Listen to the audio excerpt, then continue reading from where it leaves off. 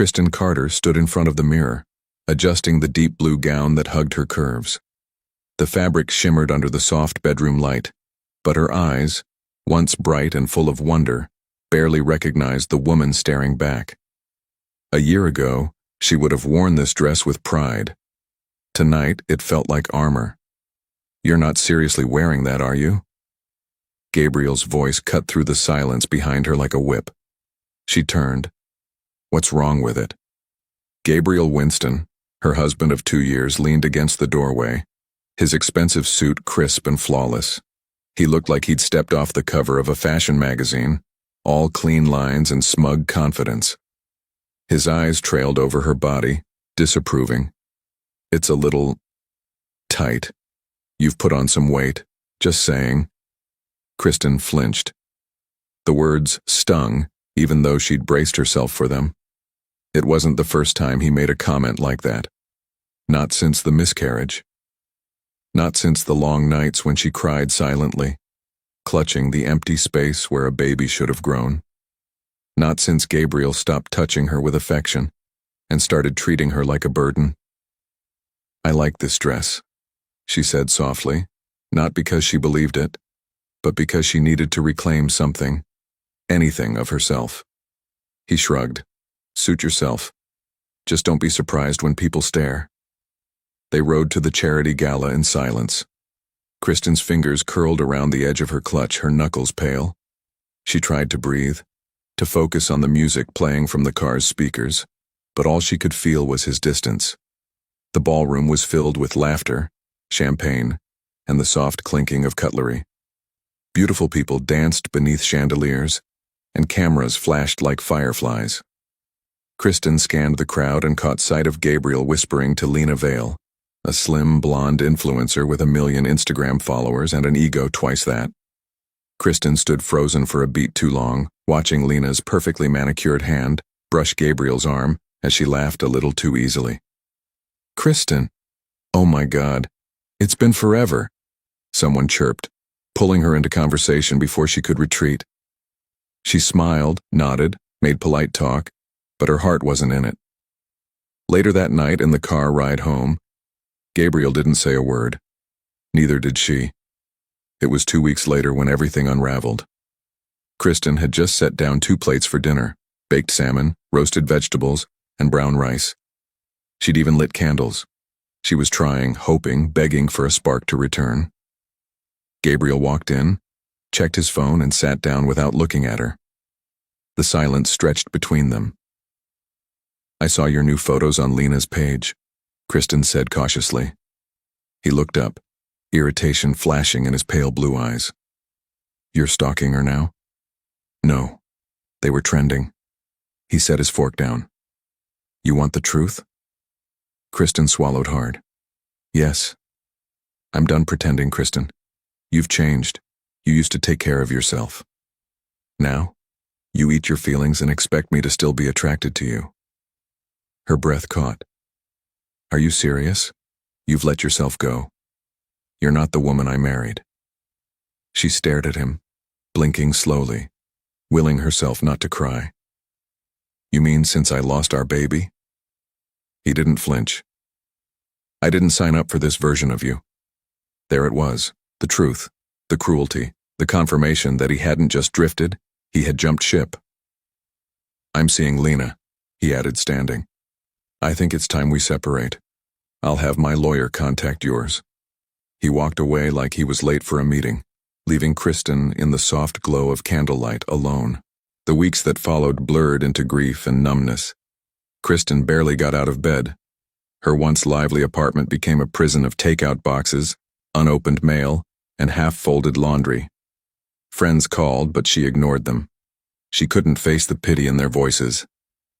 One rainy afternoon, Kristen ventured out to the bookstore just to escape the suffocating silence. Drenched and hollow-eyed, she was flipping through a self-help book when she heard a familiar voice. "Kristen Carter? Is that you?"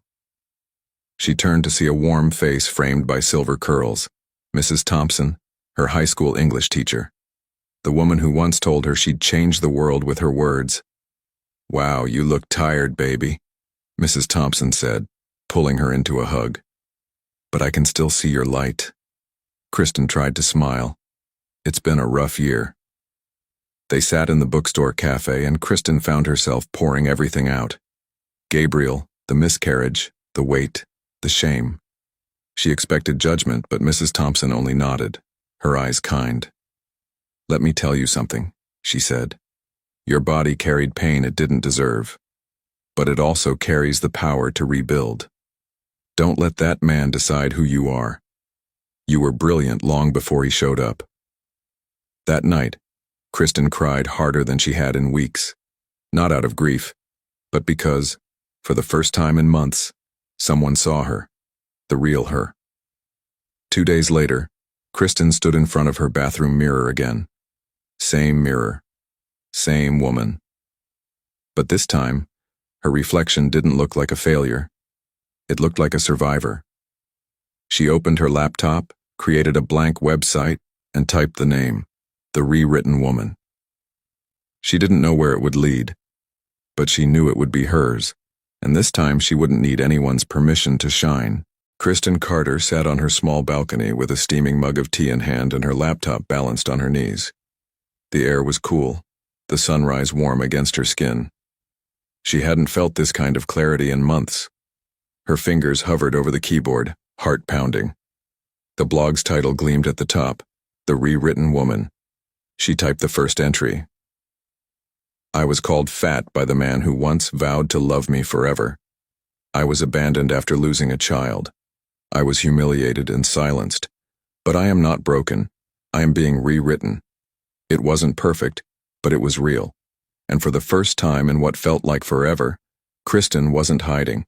She posted it. Within 24 hours, the blog had 312 views, most from strangers. Comments poured in. This is exactly how I felt when my fiancé left me. Thank you for sharing this. I needed it today. Your strength is beautiful. Kristen blinked at the screen, stunned. She hadn't expected people to care, certainly not this quickly. But the messages kept coming. She wrote again, and again, about grief, body image, betrayal, forgiveness, the shame of hiding a pizza box under the bed, the joy of a sunrise walk. The first time she looked in the mirror and didn't cringe. People listened. Soon women from all over the country were emailing her. A single mom in Detroit, a widow in Mississippi, a college student in Atlanta. All of them finding pieces of themselves in Kristen's words. She wasn't just writing anymore. She was building a movement. Kristen dove into self-work with relentless focus. She found a therapist who specialized in grief and trauma. She stopped weighing herself. She joined a local yoga group, not to change her body, but to reconnect with it. She studied nutrition, not the fad kind, but real, whole food knowledge. She learned to cook again, not to please Gabriel or impress anyone, but because it felt good to nourish herself. Her cheeks thinned a little. Her skin began to glow again. But more than that, her posture changed. Her eyes lit up. Her laugh came back. She was no longer surviving. She was rising. One morning, she received an email from a small wellness brand that had read her blog. They wanted to collaborate. Would you consider being a brand ambassador? It read. Kristen stared at the screen. A brand? Wanting her? She smiled to herself and replied, Let's talk. That was the first of many. Soon she was doing Instagram lives, product reviews, and mental health panels. She launched a YouTube channel called Healing Loudly, short clips where she shared bite-sized encouragements about shame, self-worth, and second chances. Her following exploded. One night, after an emotionally raw video about recovering from emotional abuse went viral, Kristen received a message from a verified account, Brandon Ellis. She blinked. The Brandon Ellis, founder of Ellis Technologies, net worth in the hundreds of millions, tech entrepreneur, philanthropist, quietly private, rumored to be the next black billionaire under 40. His message was short. I saw your video. Your voice matters. If you ever want to talk, I'd be honored to listen. Kristen stared at her screen for a long time. Then she typed back, "Thank you. That means more than you know." They spoke the next day on Zoom. Brandon was warm, grounded, and refreshingly normal despite his fame. They talked for hours, not about money or business, but about purpose, failure, and healing. It became a weekly ritual. He never pushed. He never flirted. He listened. One afternoon, after they'd spent an hour laughing about old music and childhood dreams, Brandon asked, "Would you ever consider speaking at the Empower Her Summit? We sponsor it every year. I think your story would change lives." Kristen hesitated. Public speaking terrified her. But that voice inside, the one that used to shrink, now whispered, "Why not?" She said yes. The Empower Her Summit was held at a grand hotel in Miami. Kristen stepped onto the stage in a cream power suit, her natural curls haloed around her face. Her heart raced, cameras flashed, the room was packed. She took a breath and spoke. "2 years ago, I was abandoned by the man I loved because I gained weight after losing our child. I thought my story was over, but I was wrong. Pain rewrote me, and I chose how the next chapters would go." When she finished, the room erupted in applause. Some stood, others cried. Kristen blinked through tears, overwhelmed. Backstage, Brandon was waiting. He pulled her into a hug. "You didn't just speak, you freed people." Kristen smiled, glowing. "I freed myself too." Meanwhile, Gabriel Winston was unraveling. What had started as a whirlwind romance with Lena Vale had become a nightmare of clashing egos and public meltdowns. Lena was always on, chasing content, dragging him into influencer events, mocking him for being too old school. Worse, her spending was astronomical. And Gabriel, used to being adored, found himself constantly criticized for being boring, dry, or emotionally unavailable. One night, after a screaming match in their penthouse, Lena slammed the door behind her and posted a cryptic breakup tweet. The internet ate it up. Within days, tabloids ran with headlines, "Lena Vale dumps banker Beau. He was emotionally bankrupt too." Gabriel was humiliated. But what truly shattered him was a casual scroll through Instagram the next morning. There she was, Kristen, radiant on stage, commanding attention. Her arms strong, her smile effortless, her eyes blazing with power. The caption read, "She was once broken, now she builds empires." His stomach dropped. He clicked on her page. Millions of followers, a best-selling book, a podcast in the top 10. Collaborations with global brands. And beside her in a few photos, Brandon Ellis. Gabriel suddenly felt very, very small. That night, Kristen sat by her window, scrolling through messages of love and thanks from strangers around the world. She heard a ping, an email notification. From Gabriel Winston. Subject, "Hey." She opened it. "Kristen, I saw your video. You look amazing. I've been thinking about you a lot.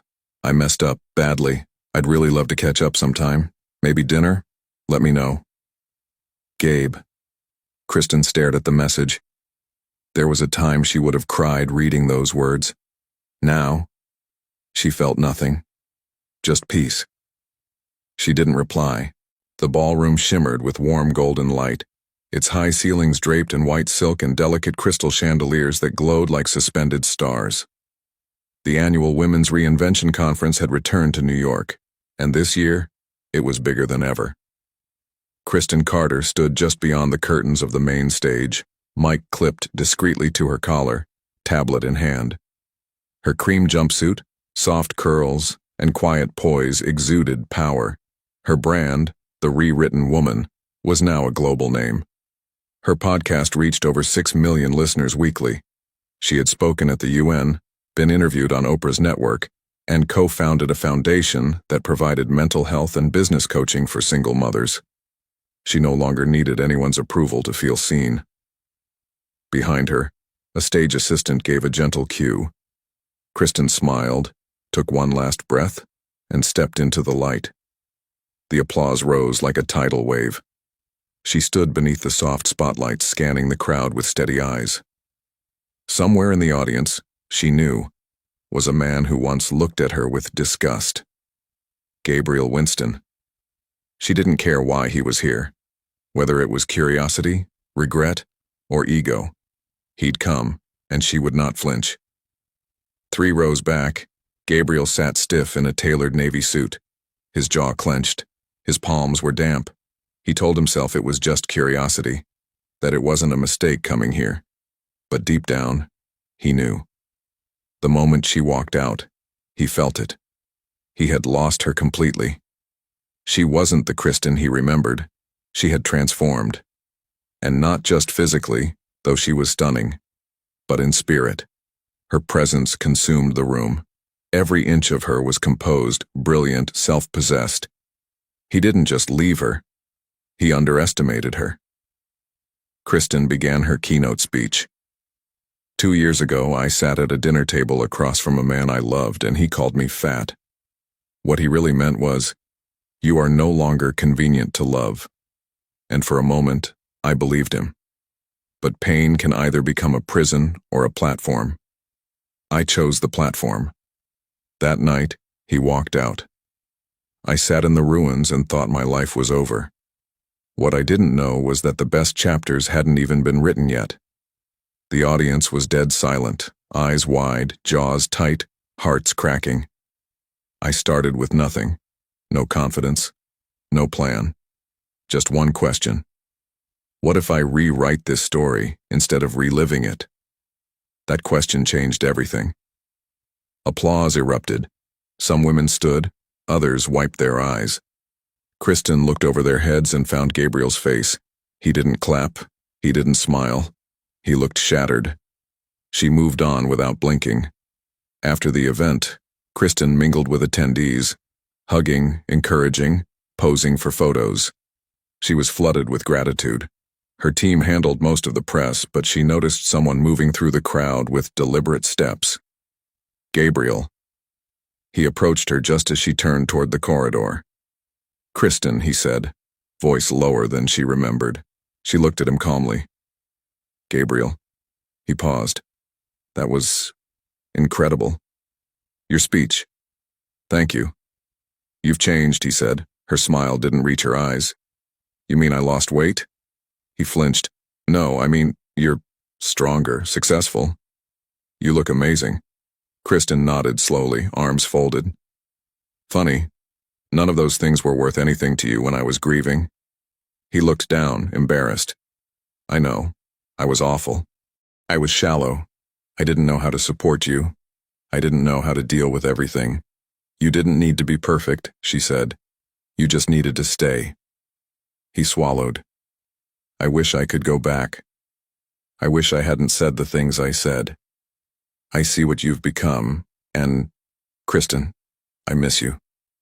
Kristen tilted her head, genuinely surprised. "You miss me? Or the version of me you never believed could exist?" He had no answer. "I used to cry myself to sleep hoping you'd say those words," she said softly. "Now that you have, it feels like nothing." Gabriel looked stunned. "You called me fat," she continued, "but what you really called me was unworthy. You left me in pieces, and I rebuilt every single one. Not for you. For me." She smiled. "And I'm not available for your closure." She turned to walk away. "Kristen." "Wait," he said, voice cracking. "Do you really feel nothing?" She stopped. "No," she said. "I feel grateful." His brow furrowed. "Because if you hadn't left, I'd still be shrinking to fit inside your small vision of me." And with that, she walked away. Outside, the city buzzed with life. The air smelled of summer and new beginnings. Kristen stepped into the back seat of a sleek black car waiting at the curb. Brandon Ellis was inside. He looked up from his phone, smiling. "How'd it go?" "She heard me," Kristen said, buckling her seatbelt. "She?" Brandon asked, amused. Kristen laughed. "The old me." Brandon studied her face. "You okay?" Kristen nodded. "I am." Brandon reached over, taking her hand gently. "You want to head to the restaurant or skip it and just walk the city?" She leaned back, looking up at the skyline through the window. "Let's walk," she said. "I've got more life to soak in." They walked for hours that night, past neon-lit cafes, through quiet streets lined with trees, and along the edge of the river where city lights sparkled like fallen stars. He didn't ask her to be anything. He just held her hand. That night, Kristen opened her laptop and wrote her final entry for the original blog series. "To the girl who was left, you thought it would break you. But you broke through. They said you were too much, too soft, too heavy. But you were never too anything. You were simply becoming. Now you don't chase closure. You write conclusions. And baby, this chapter ends with peace." She hit publish. The post exploded. Months later, the Rewritten woman became more than a brand. It became a publishing imprint, a mentorship academy, and a nonprofit that funded therapy for women emerging from emotionally abusive relationships. Kristen's photo was splashed across magazines with the headline, "From Shamed to Celebrated: How Kristen Carter Built an Empire from Heartbreak." She no longer sought revenge. She walked in victory. And as her story continued to unfold, one truth remained clear. She didn't need to get even. She just needed to get free. A year later, the sun poured through the wide glass windows of the Rewritten Foundation's new headquarters in Brooklyn, a 3-story, light-filled building with exposed brick walls, art from female creators, and a quiet hum of healing in every corner. On the 3rd floor, the sound of laughter echoed from a workshop room where young women shared their stories, their scars, and their victories. Kristen Carter stood by the window, a mug of chamomile tea in her hand, watching them with quiet joy. The girl who once sat alone in a dark apartment, aching and abandoned, was now a woman who had lit a path for thousands. Today marked the official launch of her foundation's scholarship fund, the Grace Program, named in honor of the child she lost but never stopped loving. The pain of that loss had once consumed her, but now it birthed purpose. Behind her, Brandon Ellis entered the office, holding a file in one hand and a smile in the other. "Guess who just matched your funding goal for next year," he said, handing her the papers. Kristen glanced at the numbers and let out a breathless laugh. "You didn't have to." "I didn't do it for you," he teased gently. "I did it for the women out there who need what you're building." She rolled her eyes playfully and leaned into him. Their relationship had grown quietly, without fireworks or headlines, just long walks, honest conversations, and the kind of intimacy that required no performance. They weren't in a rush to label it. It was love, but love born from respect. Kristen set the tea down and walked to the mirror in her office, a full-length one framed in warm wood. It used to be the scariest object in her home. Now it was a reminder. She stared at her reflection, not to inspect, but to honor. Her skin, her curves, her eyes that had once wept rivers, but now sparkled like home.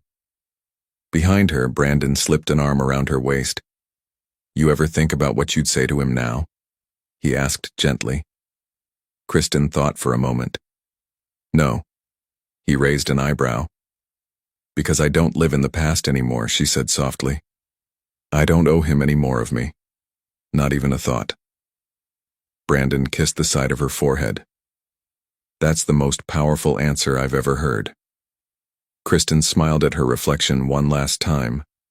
This time, she saw every version of herself standing behind her. The broken girl, the grieving woman, the brave fighter, the founder, the lover, the legend, all of them real, all of them worthy, and finally, whole. Thank you so much for watching and supporting my channel. Your love, comments, and shares mean everything to me. Grateful for each of you. Let's keep growing together.